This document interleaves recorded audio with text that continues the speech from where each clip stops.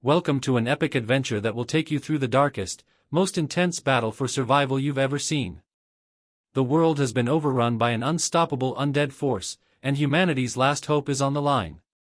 How will the human race fight back? Can they stand against the massive growing zombie horde that threatens to wipe them out? The great zombie war is about to unfold, and you're right in the heart of the chaos.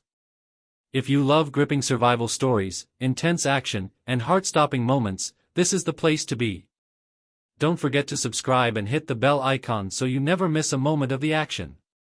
Now, sit back, relax, and get ready for the first part of an unforgettable journey. The world had once been a place of peace and progress, but that had all changed in the blink of an eye. One moment, humanity was thriving, and the next, it was scrambling to survive in a world overrun by the undead.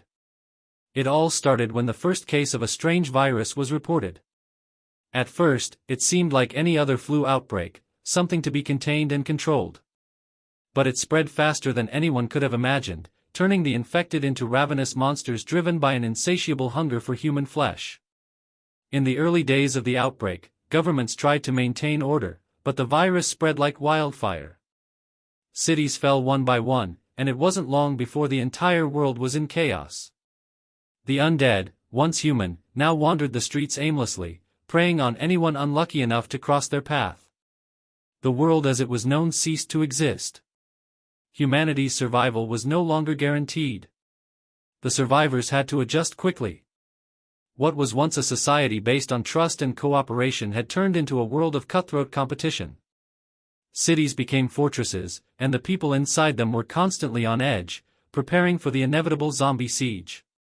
People lived in fear, hoarding supplies and weapons, trusting no one but their closest allies. The war for survival wasn't just about fighting zombies anymore, it was about fighting other humans too. As the days went on, the survivors formed factions. Some were small groups of families trying to protect what little they had left, while others were large militaristic organizations trying to take control of whatever resources they could find. But even with all their resources and strength, no one could deny the terrifying truth: the zombies were multiplying, and they were getting stronger with every passing day. A small, ragtag group of survivors found themselves trapped in an old military base on the outskirts of what was once a bustling city. The group, led by a hardened veteran named Marcus, had been on the move for weeks, trying to find a safe haven. But it seemed like every time they thought they were safe, a horde of zombies would find them. Their food and ammunition were running low, and the base, once a symbol of strength, was now a prison. Inside the base, tension was rising. The group had lost many members over the past few weeks, and those who remained were weary, scared, and doubtful. They were running out of options, and time was running out. Marcus, who had seen the worst the world had to offer, knew that the group's survival depended on one thing: getting out of the base before it was too late. But there was a problem. Every route out of the base was blocked by zombies. The only remaining option was to fight their way through the horde and hope they could make it to the nearby military supply depot. It was a long shot, but it was their only shot. As the group gathered in the base's command center, Marcus began to lay out the plan. "We don't have much time. We need to move fast and stay quiet. The moment they hear us, we'll be surrounded. We have to fight for our lives." The others nodded, some with fear in their eyes, others with grim determination. They knew the risks. They knew the chances of success were slim. But they also knew that if they didn't try, they were as good as dead. It was now or never. The survivors packed their bags with what little food and ammunition they had left. They checked their weapons and made sure they were ready for the fight ahead. It was all or nothing. As the group made their way out of the base and into the darkened streets, the air was thick with the stench of decay. The streets were eerily silent, but they knew better than to believe it was safe. The zombies could be lurking anywhere, ready to pounce at the first sound of movement. Marcus led the way, his rifle held steady in his hands, his eyes scanning the shadows for any sign of danger. Behind him, the rest of the group followed, staying close, moving quickly and quietly. They had to make it to the supply depot before the zombies found them. It was their only hope for survival. But as they rounded a corner, they were met with a sight that stopped them in their tracks. A massive horde of zombies filled the street ahead of them, blocking their path. There were too many to count, and they were all heading in their direction. It was now or never. The fight for survival had just begun. The survivors froze for a moment, their hearts pounding in their chests. The sheer size of the zombie horde was overwhelming. They had been preparing for danger, but this was unlike anything they had encountered before. The street ahead was a sea of rotting flesh, the undead stumbling over each other in their relentless pursuit of anything living. Marcus's mind raced. They had no way around the horde, and turning back meant certain death. His fingers tightened around the rifle, but his voice remained calm as he addressed the group. "We're not backing down. We make our stand here. Stick together and stay focused. Our goal is the supply depot. If we get through this, we can still survive." There was a heavy silence as everyone processed Marcus's words. They had come this far, and retreat was not an option. With no other choice, they began to strategize quickly. There was no time to waste. The group quickly split into smaller teams, each responsible for different parts of the defense. Some of them would provide covering fire, while others would move ahead and try to clear a path through the horde. Every move had to be precise, every shot calculated. They had no margin for error. As the first wave of zombies shambled closer, the survivors opened fire. Gunshots echoed in the night, loud and jarring in the quiet. The sound of the shots sent the zombies into a frenzy, drawing them in from all directions. Their hollow, bloodshot eyes glinted in the dim light as they staggered toward the group. Marcus fired steadily, picking off the closest zombies with deadly accuracy. His heart beat loudly in his chest, but his mind was focused, calculating the movements of the undead with military precision. Beside him, his comrades fought valiantly. Sarah, a skilled marksman, took position on a rooftop, picking off zombies one by one, while Lucas and Emma, who were armed with makeshift melee weapons, pushed forward, cutting down any zombies that ventured too close. The survivors moved like a well-oiled machine, their years of training and experience coming into play. But despite their best efforts, the zombies kept coming. For every undead they took down, two more appeared in their place, and the horde seemed to grow larger with every passing minute. It wasn't long before the survivors were surrounded on all sides. The zombies were relentless, and the air was thick with the smell of decay. Marcus knew they couldn't keep this up forever. They needed to make a break for it, and fast. He glanced over at Sarah, who was still firing from the rooftop. Her eyes met his, and he gave her a nod. It was time to move. "Push forward," Marcus shouted to the group. "We're making a run for the depot." With no hesitation, they began to move as one. Marcus led the charge, his rifle raised and ready. The group fought their way through the streets, pushing back the zombies with every step. The sounds of battle filled the air, gunshots, screams, and the relentless growls of the undead. As they neared the supply depot, hope flickered in their hearts. It was within reach. But just as they thought they might make it, the ground beneath them shook violently. The earth trembled, and a deafening roar echoed through the streets. The survivors paused, fear flashing in their eyes. Something wasn't right. And then they saw it. A massive, towering figure emerged from the shadows. It was unlike any zombie they had ever seen. This one was enormous, with bloated, decaying flesh hanging off its frame. Its eyes glowed with an unnatural hunger, and it let out an earth-shaking growl as it stomped toward them. The survivors froze for a moment, paralyzed by the sheer size and power of the creature. This was no ordinary zombie. This was a new kind of terror. Marcus's mind raced. "Fall back! Fall back!" he shouted. But it was already too late. The giant zombie swung its massive arm, knocking several of the survivors to the ground. The force of the blow sent Sarah flying off the rooftop, and she crashed into the street below with a sickening thud. The group was thrown into chaos. Panic spread like wildfire as the giant zombie roared and swiped at anyone within reach. The survivors fought back, but their weapons seemed almost useless against such a monstrous opponent. Marcus's heart raced as he watched Sarah struggle to get to her feet. He could see that the giant zombie was closing in on her, its grotesque arm reaching out for her. Without thinking, Marcus ran toward her, his rifle still in hand, firing desperately at the beast. But his shots did little more than irritate the giant zombie, which turned its attention to him. It lunged, its massive form crashing toward him with terrifying speed. Marcus barely had time to react, and in the next instant, he was slammed into the ground. For a moment, everything went black. When Marcus came to, he could feel the weight of the creature's bulk pressing down on him. He gasped for air, his limbs pinned beneath its enormous body. The giant zombie roared above him, its putrid breath filling his face. Marcus knew he had seconds to make a move. With everything he had left, Marcus shoved the beast off of him and scrambled to his feet. His vision blurred, but he didn't have time to dwell on it. He had to keep fighting. The depot was just ahead, and it was their last chance. But as he turned to rally the group, he realized they were surrounded. The giant zombie wasn't the only danger now. The Horde was closing in, and they were outnumbered. The battle for survival was far from over, it was just beginning. The survivors were cornered, and the weight of their situation began to settle in. Marcus's heart pounded in his chest, and he could feel the sweat running down his face as the horde of zombies closed in from every direction. Their only hope, the military supply depot, was still just a few hundred yards away, but it felt like an impossible distance now. The giant zombie loomed over them, its monstrous form casting a long shadow as it turned its attention back to the survivors, growling menacingly.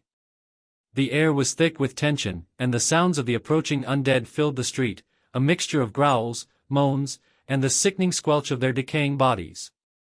The survivors were spread thin, and though they fought fiercely, the sheer number of zombies was overwhelming. With each passing moment, it felt like they were inching closer to certain death. "We need to move, now!" Marcus shouted, trying to keep the panic from his voice. He scanned the area, looking for any sign of an escape route. His mind raced, running through every possible scenario. But the situation was dire, and there didn't seem to be any way out. Sarah, still dazed but alive, had managed to drag herself to her feet. She was bleeding from a gash on her forehead, but her eyes were focused and determined. "We can't fight them all, Marcus," she said, her voice strained. "We need a distraction. Something to draw them away from us so we can make a break for it." Marcus looked around, trying to think quickly. His eyes landed on a nearby car, abandoned and half-destroyed. It wasn't much, but it could be their lifeline. "We'll use the car," he said, snapping his fingers. "If we can get it moving, we can drive through the horde. It's risky, but it's our best shot." Lucas, the youngest member of the group, nodded. "I'll try to hotwire it. We don't have much time." As Lucas scrambled to get to the car, the rest of the group set up a defensive perimeter, their weapons raised as they prepared for the oncoming wave. Marcus kept his eyes on the giant zombie, which was still advancing, its movements slow but deliberate. It was the biggest threat, and if they didn't deal with it soon, they'd be finished. "We need to slow it down," Marcus muttered to Sarah, his eyes narrowing. "I'll draw its attention. You take the others and go for the car when Lucas gets it started." Sarah's face tightened with concern. "Don't do anything stupid, Marcus. We need you alive."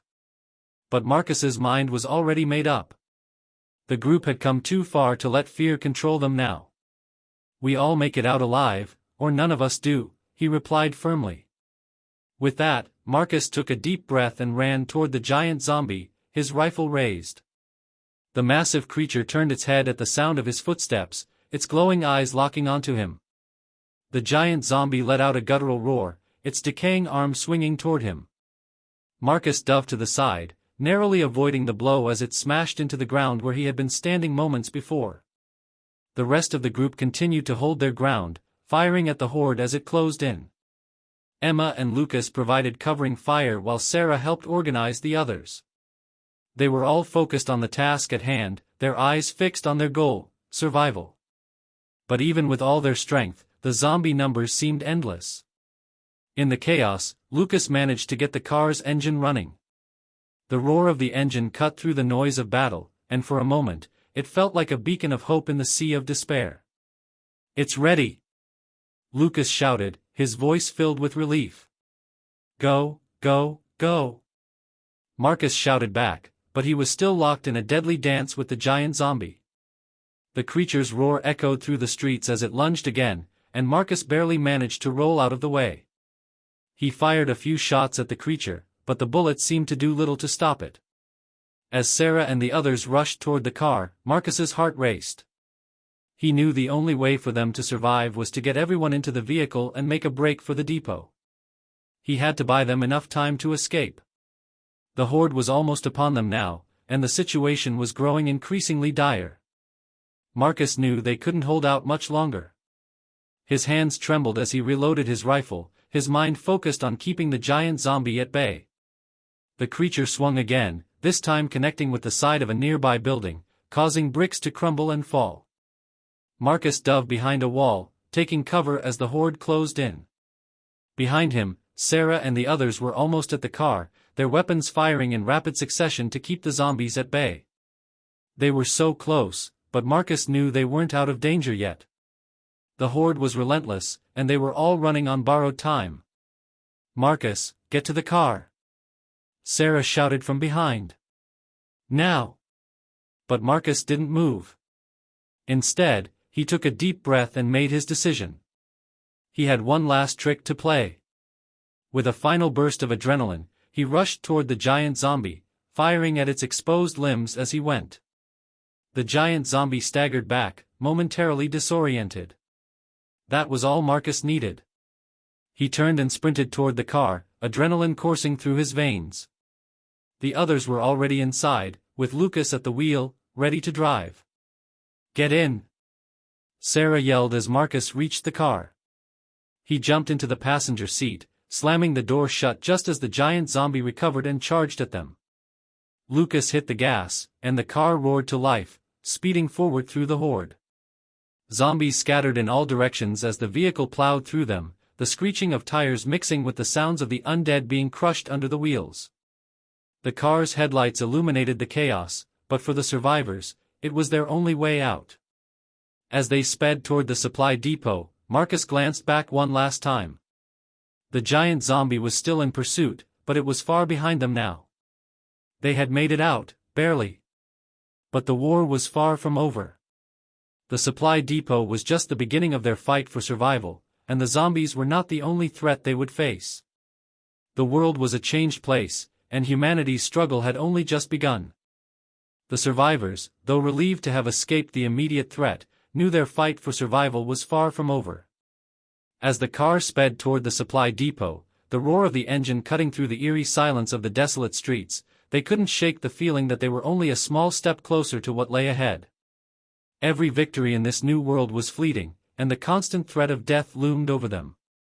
As the car neared the depot, Marcus's mind raced with thoughts of what might be waiting for them inside.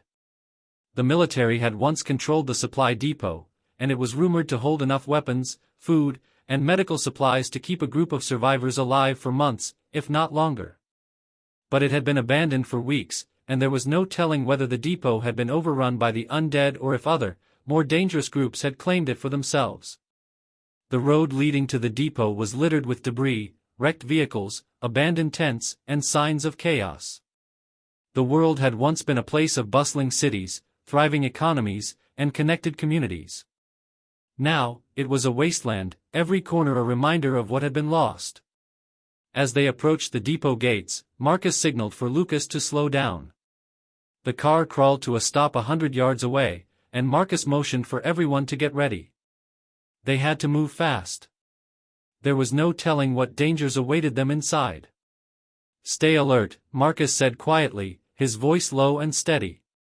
"We don't know what's inside, but we can't afford to waste any time. We get in, grab what we need, and get out. No heroics." The group nodded, their faces grim with determination. They all knew the risks. The undead were never far behind, and even if the depot was still secure, other survivors, hostile, desperate people, could be lurking in the shadows. The world had turned savage, and trust was a luxury no one could afford.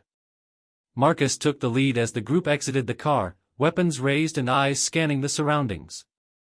They moved cautiously toward the gates of the depot, a sense of unease hanging in the air like a heavy fog. The depot was quiet, too quiet. There was no sign of the undead or any other survivors. It seemed almost too peaceful, and that only made the survivors more wary. As they reached the gates, Marcus signaled to Lucas to cover him. He approached the large steel door cautiously, his eyes darting from side to side, watching for any movement. There was no way to know if the gate was locked or if it had been breached, but Marcus was prepared for either scenario. He reached the door and tested the handle. It was unlocked. Slowly, he pushed the door open, the creaking sound of metal against metal echoing in the still air. The survivors froze for a moment, listening for any signs of danger, but there was nothing. The silence was deafening. Marcus led the group inside, and they found themselves in a large courtyard surrounded by tall concrete walls. The supply depot, once a hub of military activity, was now a haunting shell of its former self. Empty crates and broken equipment littered the ground, and the buildings that had once been bustling with activity were now abandoned, their windows shattered and their doors hanging off their hinges. But despite the desolation, there was a sense of hope. They had made it this far, and the depot still held promise. If there were supplies inside, they could restock, regroup, and plan their next move. "Stay close," Marcus ordered, his voice steady. "We search the depot in pairs. Keep your weapons ready." Sarah and Emma teamed up, while Lucas and Marcus paired up. They entered the nearest building, their footsteps echoing in the empty halls. The air inside was stale, thick with the scent of decay and dust. As they moved through the abandoned rooms, they found signs of a hasty departure. Papers were scattered on the floor, food supplies had been taken, and weapons crates were half open, their contents long gone. Marcus's stomach churned.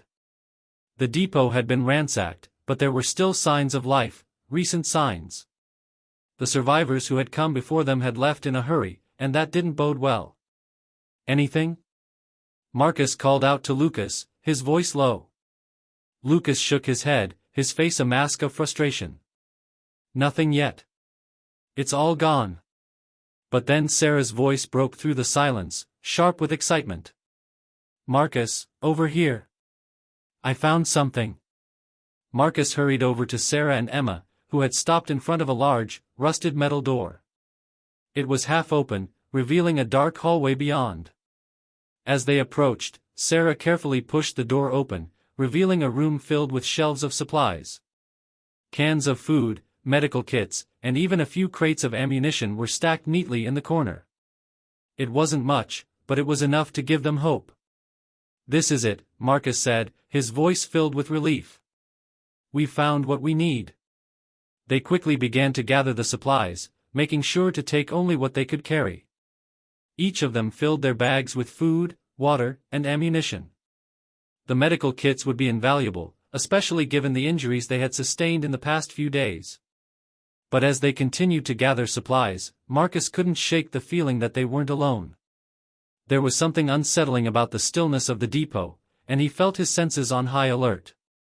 Suddenly, there was a loud crash from outside the room, followed by the unmistakable sound of footsteps.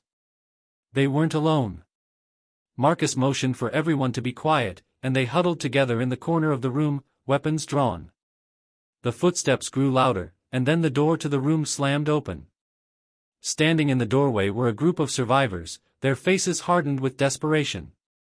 They were armed, their weapons pointed at the group. Marcus's mind raced.